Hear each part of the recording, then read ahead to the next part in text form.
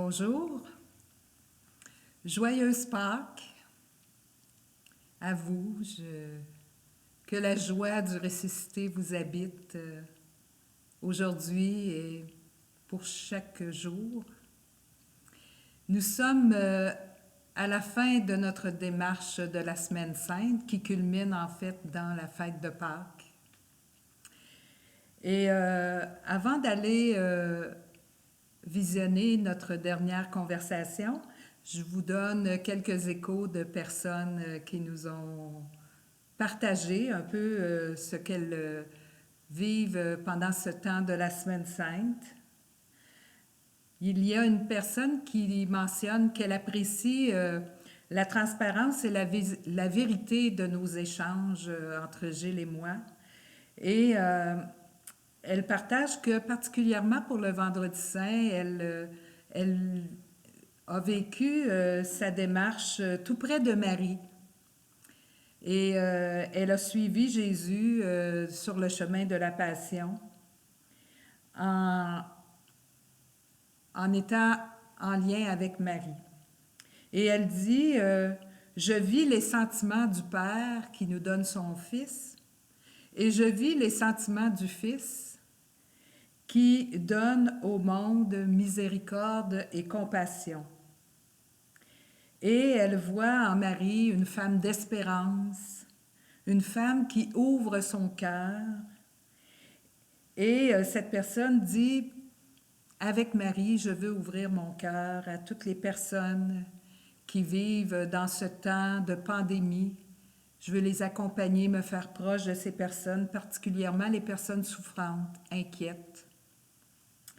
Une autre personne partage que comment le jour du Vendredi Saint, c'est étonnant, c'est même,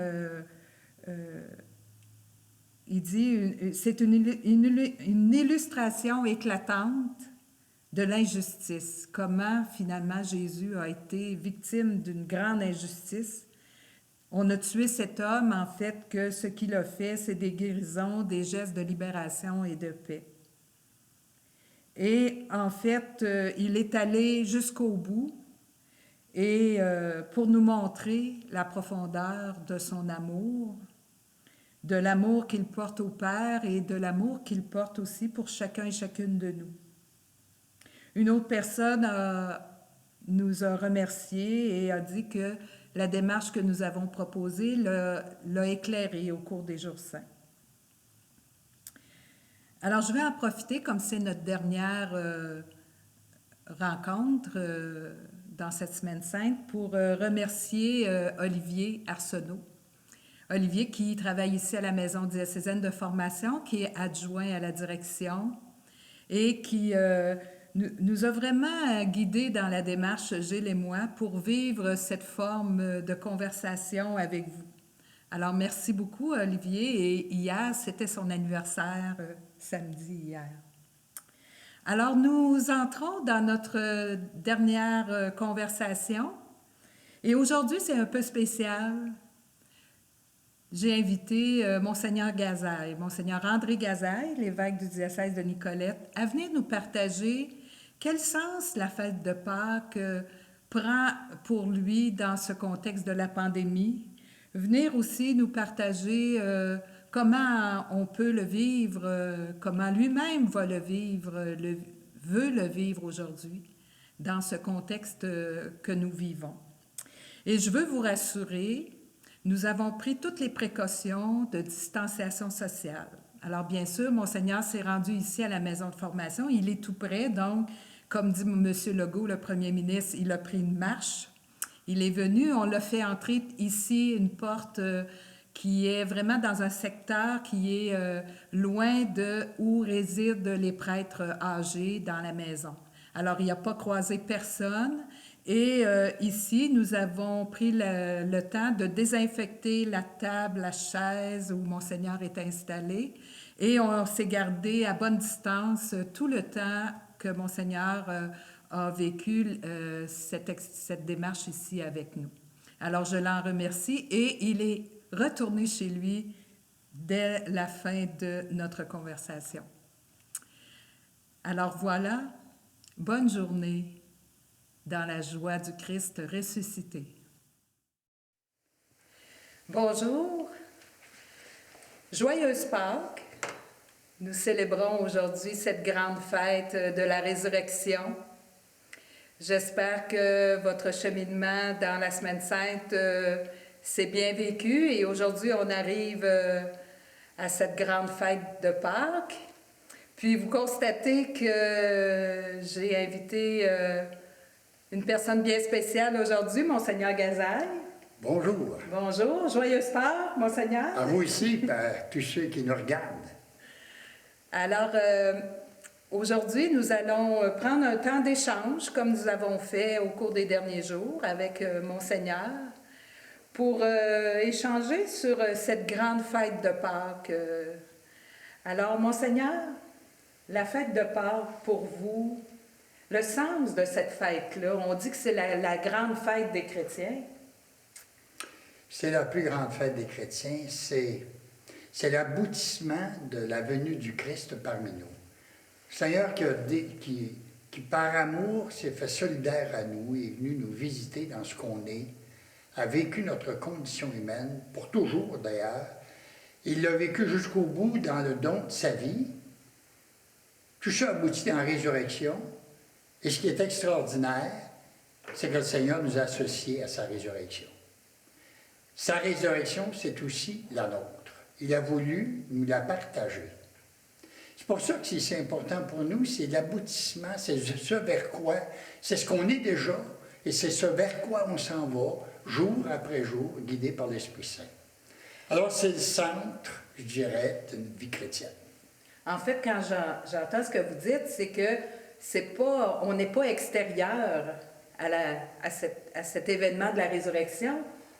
On y est partie prenante. Complètement partie prenante. Ouais. Il a voulu, il a pris notre condition humaine, puis il a voulu nous associer à la sienne par la résurrection, par sa résurrection. Je trouve ça extraordinaire. C'est pour ça que c'est le centre de notre foi. Et ça dépend, pour être capable de le percevoir, ça prend ce que nous raconte l'Évangile d'aujourd'hui. Mm-hmm. L'Évangile de Pâques est très simple. C'est Marie-Madeleine qui va visiter la dépouille du Seigneur, comme on fait nous autres quand on va visiter quelqu'un au cimetière, et qui découvre que le tombeau est vide. Surprise, elle va chercher Pierre puis Jean. Elle dit, j'ai découvert que le tombeau était vide, c'est pas normal. Alors les deux vont se mettre à courir, c'est drôle, ils courent. Et Jean est plus jeune, plus en forme probablement que Pierre. Il arrive le premier, mais il reste à la porte. Pierre arrive, il regarde, le tombeau est vide. Jean regarde à son tour, le texte nous dit, il voit que le tombeau est vide, c'est bien évident. Et il crut. Jean va découvrir que le ressuscité maintenant l'habite, qu'il fait partie de sa vie. Et ça va changer sa vie. Comme si, en arrivant dans le tombeau, en entrant dans le tombeau, il fait une expérience intérieure du ressuscité. Exactement. Il découvre que celui qu'il voyait à l'extérieur, maintenant l'habite. Et ça va changer littéralement sa vie. Et je dirais que c'est ce que moi je fête, je dirais personnellement à Pâques. Cette rencontre que j'ai eu la grâce de vivre, qui est celui de la rencontre de Jésus ressuscité. Ça s'est fait à partir de ma tendre enfance, je pense bien, puis ça s'est étendu durant toute ma vie. C'est une rencontre qui n'est jamais terminée. Comme n'importe quelle rencontre d'amour, ça s'étend durant toute notre vie. Et si j'avais à la raconter, ça serait assez long. Il y a des périodes qui ont été faciles, des périodes plus difficiles, des périodes exaltantes, des périodes où j'avais l'impression de revenir en arrière, mais c'est une rencontre. Et je suis persuadé que tous les croyants vivent cette même rencontre-là. Pas de la même manière, chacun a la sienne. Je suis sûr que toi, tu as la tienne. Oui, oui. Mais c'est vrai ce que vous dites que c'est une expérience, mais dans le temps, elle se vit. Il y a des hauts et des bas. Il y a des temps de doute, des temps d'exaltation où là vraiment on se sent habité du Christ ressuscité. Puis en plus, ça dépend, je dirais, de la façon dont le Christ ressuscité nous rejoint.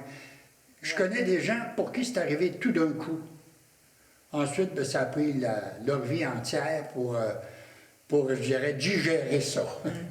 D'autres, ça se fait à la suite d'une longue recherche, des fois très difficile, et qui tout à coup s'impose dans leur vie. Pour d'autres, ça se fait avec facilité. Il n'y a pas de rencontre pareille.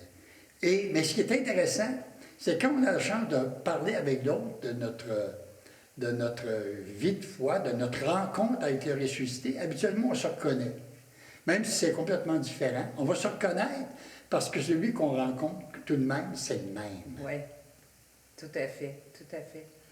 Et aujourd'hui, Monseigneur, bon, dans toute cette expérience de la pandémie là, qu'on vit, pour vous, est-ce que ça prend un sens particulier, cette fête de Pâques? Comment vous la vivez? Disons que ça n'a pas été facile au départ. Oui. La période de Pâques, et particulièrement le carême, puis la Semaine Sainte, c'est une période importante pour moi, parce que ça me permet d'aller dans toutes les communautés.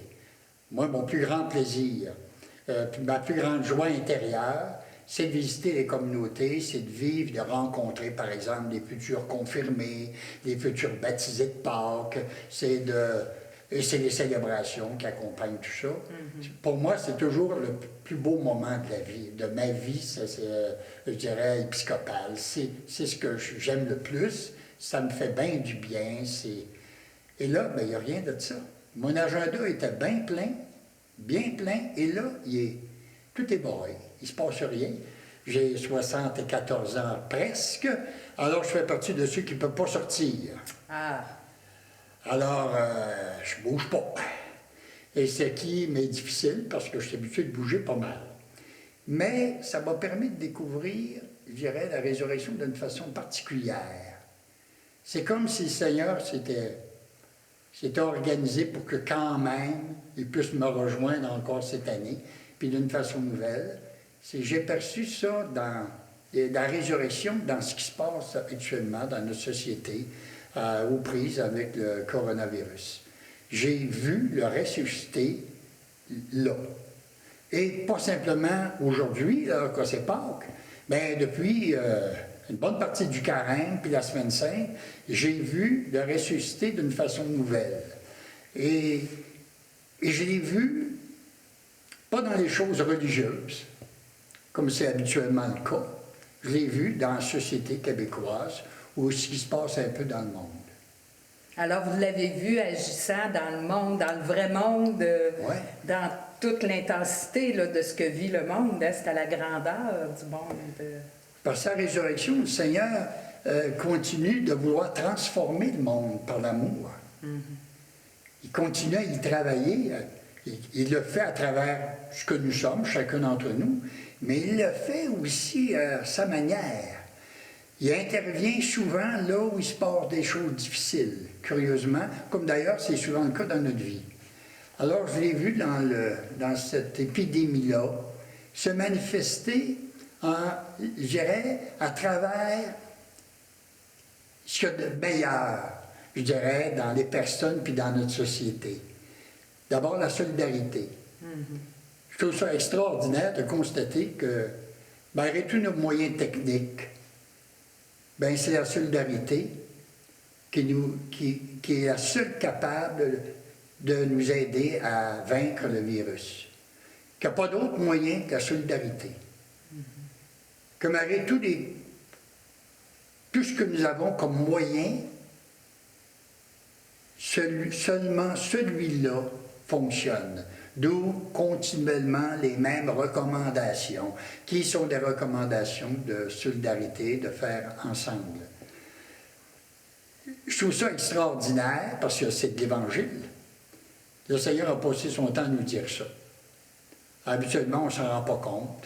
Là, c'est comme si tout à coup, ça s'imposait de soi-même.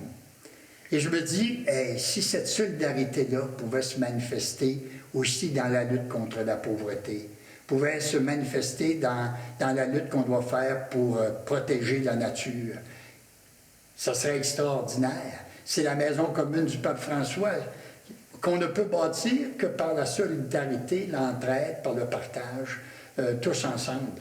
Alors, ça, j'ai vécu ça d'une façon extraordinaire. Ça m'a beaucoup frappé.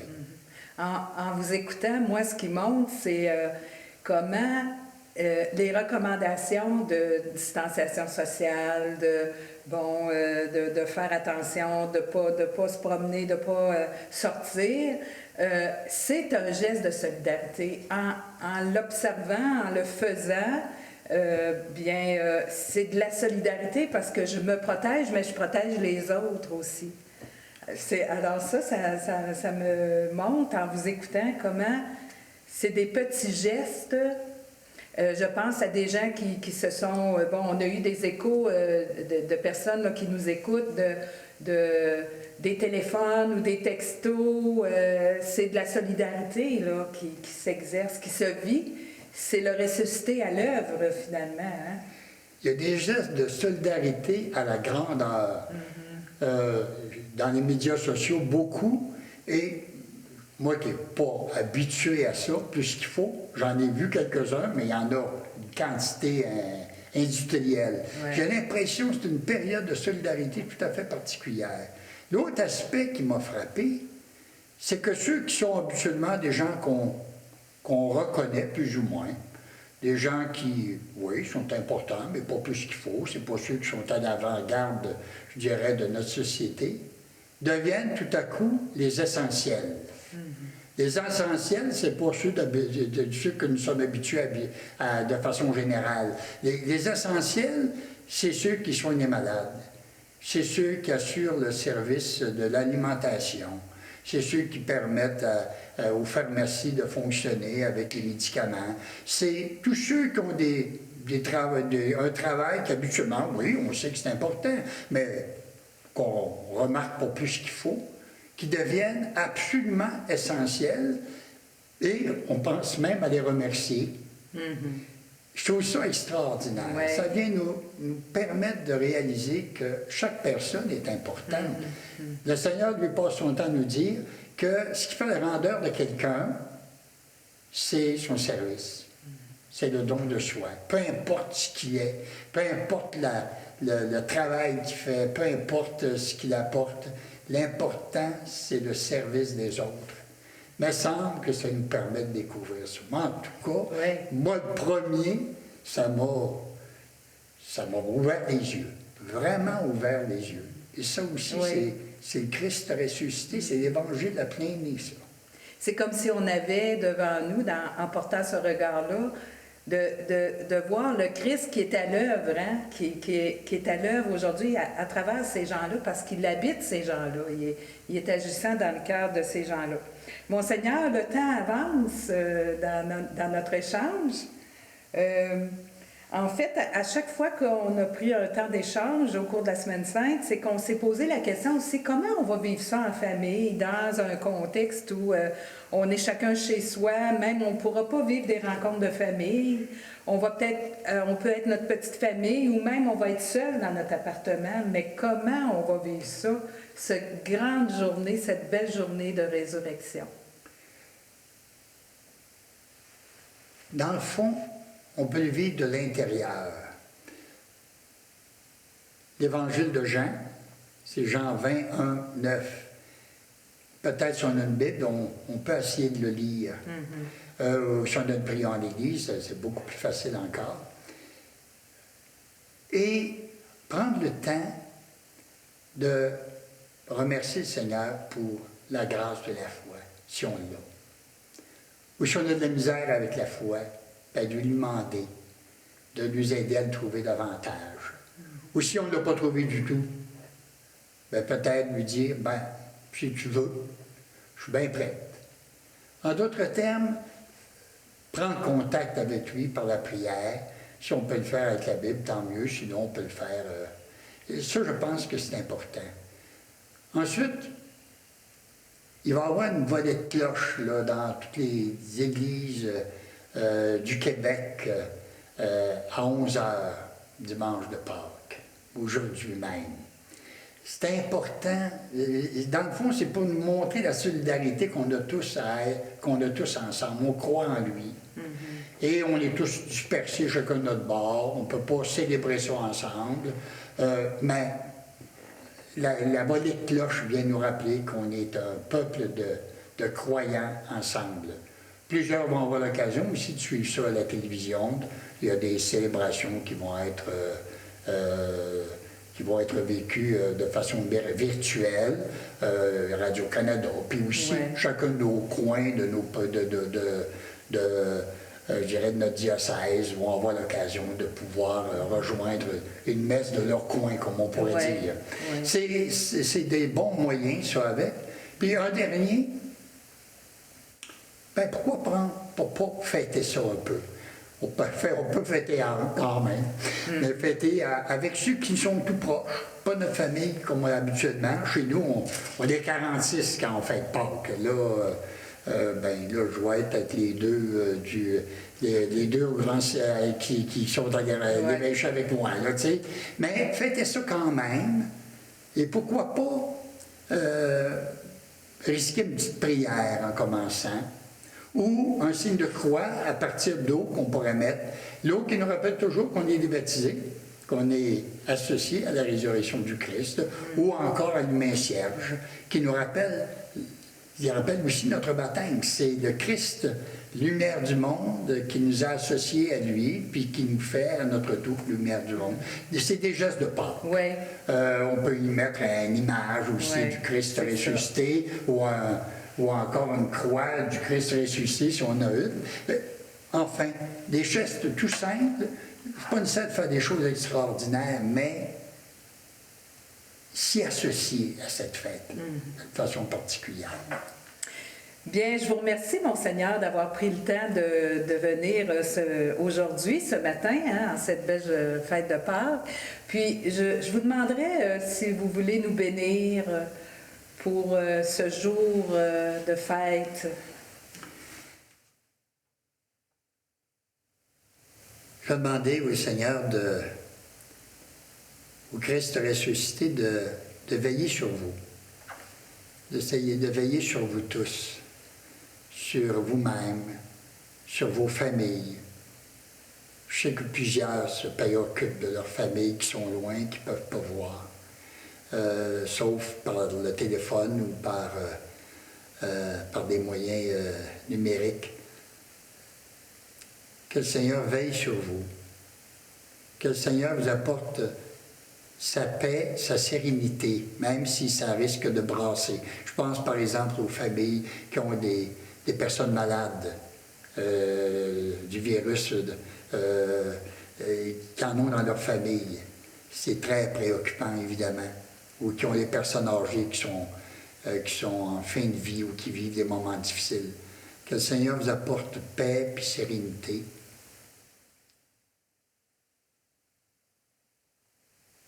Et que le Seigneur vous apporte de l'espérance, son espérance. Que la vie est plus forte que la mort. Que la vie surgit même toujours de la mort. Le Père, le Fils et le Saint-Esprit. Amen. Joyeuse Pâques à tous. Joyeuse Pâques.